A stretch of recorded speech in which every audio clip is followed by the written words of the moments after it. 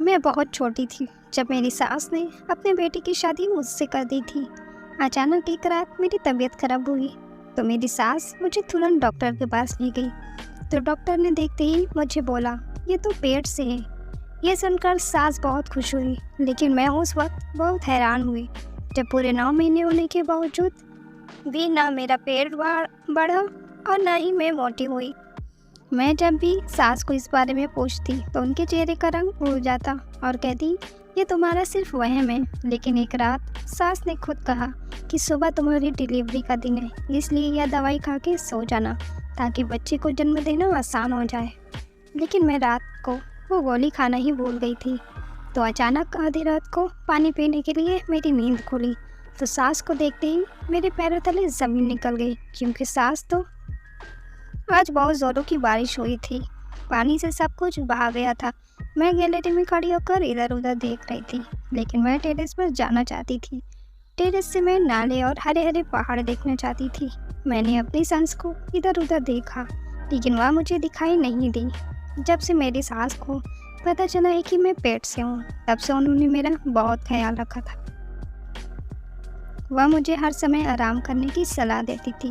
मुझे टेरेस पर जाने देना तो दूर, चारपाई से नीचे भी नहीं उतरने देती थी। इसलिए घर वालों की नज़रों से छुपकर मैं टेरेस पर चली गई और चारों तरफ फैली खूबसूरती को देखने लगी। मेरे चारों तरफ हरियाली थी। ये नज़ारा देखकर मेरी आत्मा को शांति मिली थी। लेकिन तभी अचानक मेरी नज़र इधर से पेट पर पड़ी तो मेरा दिल अचानक सब कुछ खो बैठा। मैं 6 महीने की पेट से थी, लेकिन मेरा पेट अभी भी मेरी कमर से जोड़ा हुआ था। मुझे अपने बच्चे की बहुत चिंता हो रही थी। मैं अपनी सास को अपनी चिंता बताती तो वो मुझे कहती, तुम बिल्कुल पगली हो या तुम्हारा पहला बच्चा है। तुम्हें क्या मालूम गर्भावस्था के दौरान महिला में क्या क्या बदलाव होते हैं। मेरी सास बहुत कड़क थी, इसलिए मैं अपनी शंकाओं को काबू में ही रखती थी। मेरी सास पहले अक्सर मुझे मेरी गलतियों के लिए डांट देती थी, लेकिन अब तो बड़ी से बड़ी गलती पर उफ तक न करती थी। मैं 18 साल की थी जब मेरी शादी रोशन से हुई। मैं ससुराल आई तो माँ को याद कर कर खूब रोती रहती थी, क्योंकि इससे पहले मैं उनसे एक दिन के लिए भी अलग नहीं हुई थी। फिर अचानक बिछड़ने की बारी आई तो ये सब सहा ना सका। मैं नहीं जानती थी कि कोई लोग इतनी कम उम्र में अपनी बेटियों की शादी क्यों कर देते हैं। मेरे ससुराल में मेरे पति, सास और नंद मीना रहती थी। वह मुझसे कुछ महीने बड़ी हो गई। मेरी सास उसके लिए भी रिश्ता तलाशने में लगी थी। मीना के साथ मेरा बहुत अच्छे से लगाव हो गया था। वो भी मेरे साथ घुल मिल के रहती थी। हम बहुत करीबी दोस्त बन गए थे, लेकिन फिर अचानक वो मुझसे दूर रहने लगी। मैंने उससे कई तरीकों से मुझसे दूर रहने के बारे में जानना चाहा, लेकिन वो कुछ न बताती थी। मैंने अपनी सास से पूछा तो उन्होंने कहा, वह अब बड़ी हो गई है ना, उसे अब अकल आ गई है। वो तुम्हारी तरह पगली थोड़ी है जो सारा दिन उछल कूद में गुजार दे। मीना सुबह शाम भगवान की पूजा करती रहती। उसने शादीशुदा महिलाओं की तरह एक बड़ा घूंघट पहनना शुरू कर दिया था। यह देखकर मैं भी अब घूंघट में रहने लगी थी। रोशन अक्सर हंसते हुए कहते थे, लगता है तुम दोनों पगलियों को एक साथ ही अकल आ गई है। मेरी शादी को 5 साल हो गए थे, लेकिन अभी तक बच्चों की किलकारी से वंचित थी। मेरी सास मुझे ताने मारती थी और कहती थी, मैंने रोशन के लिए एक छोटी लड़की को इसलिए चुना था क्योंकि वह हमारे आंगन को ज़्यादा बच्चों से भर देगी। लेकिन मुझे क्या पता था कि मैं गलत लड़की से इस बात की आस लगा कर बैठी हूँ। मुझे अपनी सास की बातें समझ में नहीं आ रही थी। मैंने रोशन को माँ की बातें बताकर उससे उसका मतलब जानना चाहा तो वे तुरंत परेशान हो गए। वह अपनी माँ के पास गए और एकदम गुस्से से बोले कि मैं आज के बाद अपनी पत्नी के बारे में ऐसा कुछ नहीं सुनूंगा। तभी कहीं जाकर मेरी सास की ज़ुबान को ब्रेक लगी थी। फिर एक रात मैं बहुत बीमार हो गई तो मेरी सास मुझे तुरंत डॉक्टर के पास ले गई। नर्स ने खुशखबरी सुनाई कि मैं पेट से हूँ। मेरी सास की आंखों में खुशी के आंसू आ गए थे। उन्होंने मुझे गले लगाया और मुझे बेहद प्यार किया। मैं अपनी आंखों पर विश्वास नहीं कर सकी। फिर जब हमने घर आकर यह खबर सुनाई तो सभी बहुत खुश हो गए। मैं मीना के कमरे में गई तो वह भगवान के सामने बैठकर पूजा पाठ कर रही थी। जब मैंने मीना को यह खुशखबरी सुनाई तो उसकी आंखों से कई मोती टूट कर गिरे थे। उन्होंने मुझे गले लगाकर बधाई दी और कहा कि अपना ख्याल रखना। मुझे उम्मीद नहीं थी कि मेरी सास और नंद इतने भावुक हो जाएंगे। मैं भी खुशी खुशी टेरेस पर चली गई थी। कुछ देर बाद मैंने सोचा कि मैं टेरेस से उतर जाऊं, मगर मेरी जबरन बदकिस्मती से तभी मुझे किसी की कदम की आहट सुनाई दी। मैं डर के मारे कांप उठी। अगर घर का कोई और मुझे ऊपर देखता तो मुझे बहुत ज़्यादा डांट पड़ती। मैं जल्दी से सीढ़ियों के पास दीवार के पीछे छिप गई। जैसे जैसे कदमों की आहट करीब आ रही थी, वैसे वैसे मेरा दिल तेजी से धड़क रहा था। तभी मैंने मीना को टेरेस पर चढ़ते हुए देखा। उनके हाथ में एक छोटा सा मोबाइल फ़ोन था। मैं तो ये देखकर ही दंग रह गई थी, क्योंकि हमारे यहाँ प्रथा नहीं थी कि लड़कियों के पास भी मोबाइल फ़ोन होता। सिर्फ घर के पुरुषों को मोबाइल फ़ोन रखने की अनुमति थी। मीना रो रो कर फ़ोन पर किसी से बात कर रही थी। उसने कहा, तुम्हारे लिए मैंने अपने आप को पूरी तरह से बदल दिया है। अब तो मुझे अपना लो। मैं अपनी मासूमियत भी तुम्हारे लिए ख़त्म कर चुकी हूँ। मैं पूजा पाठ करती हूँ, बिल्कुल वैसी बन गई हूँ जैसे तुम्हें लड़कियाँ पसंद आती है। अगर तुम मुझे घर से भाग जाने को भी कहोगे ना तो भी मुझे मंजूर होगा। मैं तो मीना की बातें सुनकर हैरान हो गई थी। क्या वो प्यार के लिए अपने बाप और भाई की इज्जत को दांव पे लगाने जा रही थी? तभी मैंने नीचे से अपने सास की आवाज़ सुनी। वो मीना को पुकार रही थी। मीना ने जल्दी से अपने आंसू पोंछे और नीचे चली गई। मैं भी दबे पाँव से नीचे उतरकर अपने कमरे में जाकर छिप गई। मेरे कानों में अभी तक मीना की आवाज़ गूंज रही थी। मुझे उसकी बहुत चिंता हो रही थी। मैं समझ नहीं पा रही थी कि उसे खाई में गिरने से कैसे बचाऊं। इसलिए मैंने अपने पति से बात करने का फैसला किया। लेकिन मुझे उम्मीद भी नहीं थी कि मेरे पति जज्बात में आएंगे और ये कदम उठा लेंगे। शाम को जब रोशन ड्यूटी से लौटकर घर आए तो मैंने उनसे इधर उधर की बातें करनी शुरू कर दी। फिर मैंने उनसे कहा कि आप मीना के लिए कोई अच्छा सा लड़का देख के इसकी शादी करा दीजिए। रोशन ने लापरवाही के अंदाज में कहा कि मेरे माता पिता अभी जीवित है, वे खुद ही उसकी कहीं शादी करा देंगे। मैंने हिम्मत करके कहा, रोशन, मुझे मीना का चाल चलन ठीक नहीं लगता।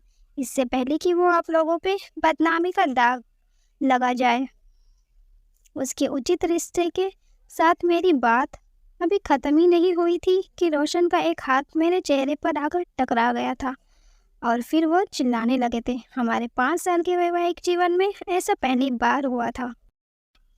मैं तो अचरज से गाल पे हाथ रख के उनकी तरफ सिर्फ देख रही थी। तभी हमारे कमरे का दरवाज़ा खोलकर मेरी सास कमरे में दाखिल हुई थी। वे रोशन को डांटने लगी। वो बोले, तुम पागल तो नहीं हो गए हो? मालूम है ना वो पेट से है। ये उसके बच्चे के लिए बिल्कुल भी अच्छा नहीं है। रोशन ने कहा, माँ, अगर तुम उसकी बात सुनोगी तो आप इसे हाथ से पकड़कर घर से बाहर निकाल दोगी। मैंने तो सिर्फ थप्पड़ मारा है। मैंने रोशन को एक उलझन भरी नज़रों से देखा। अगर मैंने कही हुई बात अगर वो सास को बता देते तो वो मुझे खड़े खड़े ज़मीन में गाड़ देती। लेकिन रोशन इतने कहने के बाद कमरे से बाहर निकल गए और मैंने चैन की सांस ली। मेरी सास ने मुझसे जानने की कोशिश की थी आखिर मेरी किस बात पर रोशन को गुस्सा आया, मगर मैं कुछ ना बोली और अब मैंने खुद ही कुछ करने का सोचा। मैं मीना पर बारीकी से नज़र रखने लगी। अब मुझे पता चला था कि मीना सारी सारी रात क्यों पूजा करने के लिए बैठती थी। वो रो रो कर इतनी दुआएं क्यों मांगती है। जैसे ही आधी रात होती मीना अपने कमरे से बाहर आ जाती थी। पूरे घर में घूमती थी और उस लड़के से बात करती रहती थी। मुझे समझ में नहीं आ रहा था कि मैं मीना को आग में झोंकने से कैसे बचाऊं। अगली सुबह मीना इधर उधर भाग भाग कर घर का सारा काम कर रही थी। उसकी कोई हरकत देखकर ऐसा बिल्कुल भी नहीं लग रहा था कि वो रात भर सोई नहीं है। मैं अपनी सास के साथ आंगन में बैठकर सब्जी काट रही थी। तभी हमारे गांव की दाई हमारे घर में दाखिल हो गई। वो आते ही मेरी सास को शिकायत करने लगी। माँ जी, तुम तो जानती हो कि मैं इस गांव की सबसे अनुभवी दाई हूँ, लेकिन तुमने तो मुझे भनक भी ना लगने दी। तुम्हारी बहू पेट से ऐसा लगता है तुमने नई दाई को काम पर रखा है। ये बात सुनकर मेरी सास सोच में पड़ गई और बोली, नहीं नहीं रेखा, ऐसी कोई बात नहीं है। दरअसल मेरी बहू का मामला बहुत पेचीदा है। डॉक्टर ने मुझे दाई से चेकअप करवाने से मना किया है। वे मैं विस्मय से अपने सास की तरफ देखने लगी। वो तो बड़े आराम से झूठ बोल रही थी। मैंने एकदम से अपने पेट से चादर हटाई और दाई से कहा, देखो तो मेरा बच्चा तो ठीक है ना। दाई ने अपने मुंह पर हाथ रख दिया और मेरी सास की तरफ देखकर बोला, मेरी ना आंखें एक्सरे मशीन है, वो तो पेट से लगी नहीं रही है। मेरी सास को अचानक से गुस्सा आया। उन्होंने मुझे घूर कर देखा और कहा, चलो उठो यहाँ से और चाय बनाओ। तू क्या सारा दिन बैठकर बातें बनाती रहती है। मैं उठकर किचन में आ गई। मैं चाय बना रही थी और साथ साथ रोती जा रही थी। मेरी सास का अजीब सा बर्ताव मुझे रोने के लिए मजबूर कर रहा था। कैसे वो मेरे पेट से ना होने की खबर से तुरंत बदल गई थी। फिर मुझे अपने बच्चे की चिंता सताने लगी। तभी मेरी सास मेरे पास आई और मुझे रोता हुआ देखकर गले से लगा लिया और बोली, पगली है तुम तो गांव की अनपढ़ दाई के सामने बैठ गई थी। तुम्हें नहीं पता है कि इसने अपने अनाड़ी होने की वजह से कितने औरतों के बच्चों को मार डाला है। ये खुद को अनुभवी बोलती है, पर है नहीं। इससे ज़रा बच के रहना। फिर मेरी सास ने मुझसे वादा किया कि वो मेरे तसल्ली के लिए सुबह मुझे डॉक्टर के पास लेकर जाएंगी। तब कहीं जाकर मुझे चैन मिला। मैं रोशन से भी नाराज़ थी, इसलिए शाम को जल्दी सोने के लिए लेट गई। सुबह मेरे उठने से पहले ही वो अपनी ड्यूटी पर जा चुके थे।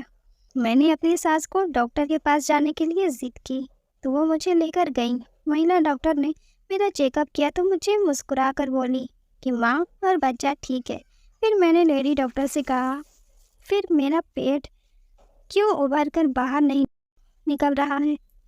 लेडी डॉक्टर ने हंसते हुए कहा कि चिंता करने की कोई ज़रूरत नहीं है।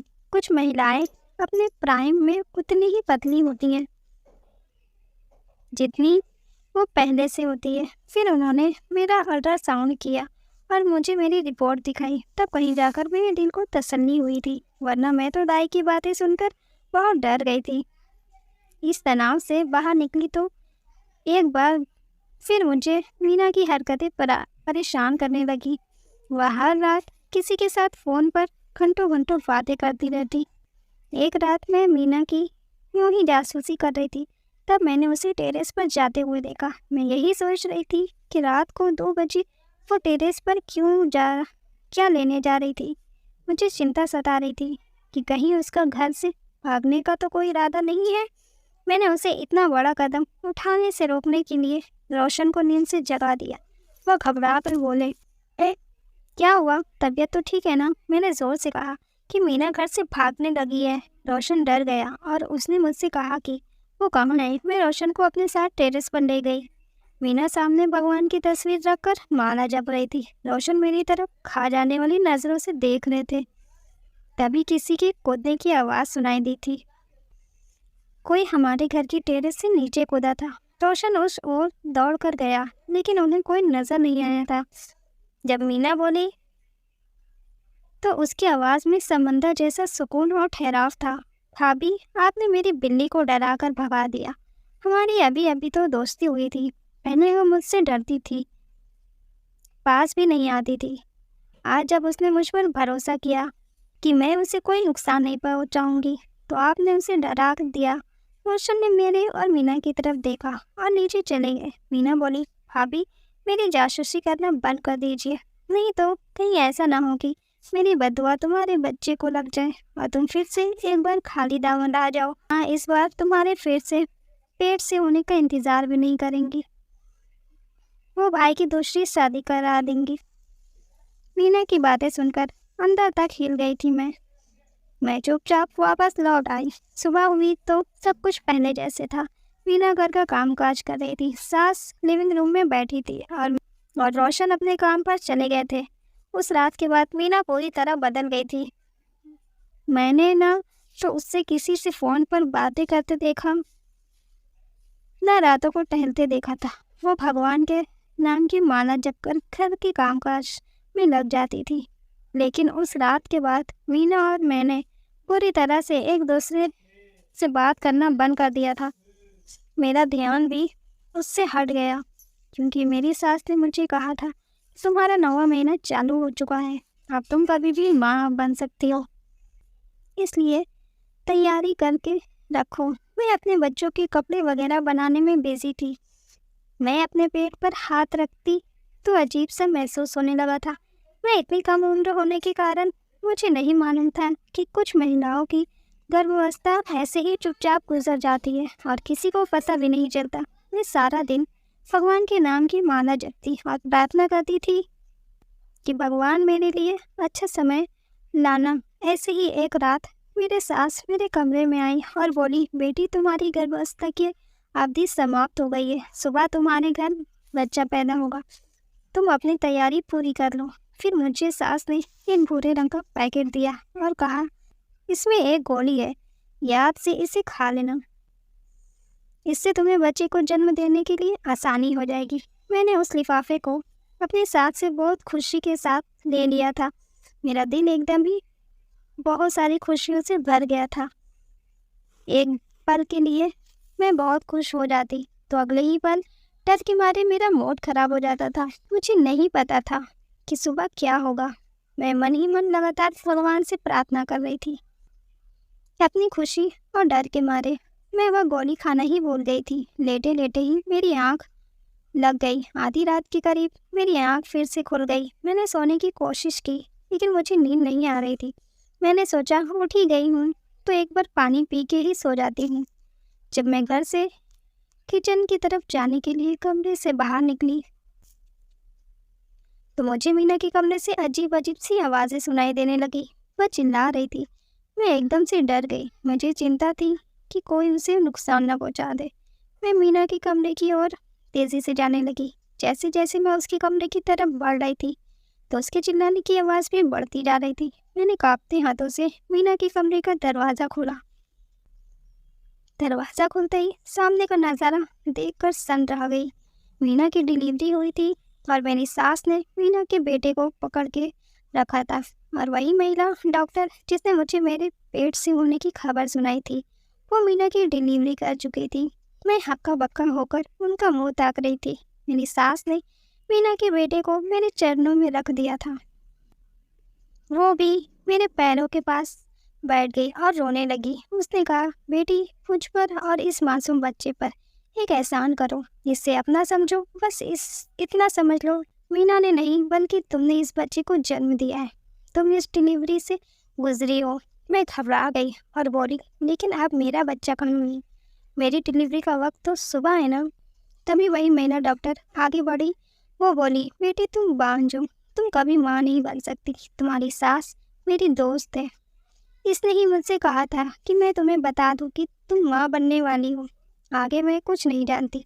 मैं तड़प कर अपनी सास की ओर बढ़ी। मैंने कहा, यह कैसे हो सकता है? मेरी सास बोली, दरअसल तुम्हारी शादी हुई तब तुम बिल्कुल ही मासूम और नासमझ लड़की थी। मुझे लगा कि समय के साथ साथ तुम्हें अकल भी आ जाएगी, लेकिन यह मेरा अंदाज़ा गलत निकला था। लेकिन शादी के 5 साल बाद भी तुम पहले दिन की तरह मासूम और तुम्हारा ये भोलापन मेरे काम आ गया। मैंने 4 साल तक इंतज़ार किया कि तुम मुझे नाती पोतों की खुशखबरी दोगी, लेकिन ऐसा नहीं हुआ। फिर मैं तुम्हें लेडी डॉक्टर के पास लेकर गई और तुम्हारा चेकअप करवाया। उसने मुझसे बताया कि तुम बांझ हो और तुम माँ नहीं बन सकती हो। फिर मैंने पारंपरिक सास बनने के बारे में सोचा। मैंने मन ही मन ठान लिया था कि मैं तुम्हें तलाक दिलवाकर ही रहूँगी। जब मैंने रोशन से उसकी दूसरी शादी के बारे में बात की तो वह भी मान गया था। मैं रोशन के लिए लड़की ढूंढ रही थी। तभी एक दिन अचानक मीना मेरे कदमों में गिरकर रोने लगी थी, माफ़ी मांगने लगी। मीना ने कहा था कि माँ, मुझसे एक बहुत बड़ा गुनाह हुआ है और अब मैं माँ बनने वाली हूँ। यह सुनने के बाद तो मेरे ऊपर मानो जैसे पहाड़ गिर गया था। मैंने मीना को खूब मारा। तब इसने बताया था कि इसने हम सबसे छुपकर पड़ोस में आए हुए एक मेहमान लड़के से शादी कर ली। वो किसी दूसरे गांव से आया था। उसने मीना को प्यार के जाल में फंसाकर इसका फ़ायदा उठाने के चक्कर में इसको शादी के बंधन में बांध दिया था। जब मीना ने लड़की को बताया कि वो पेट से है तो वो लड़का अपना सामान लेकर भाग गया था।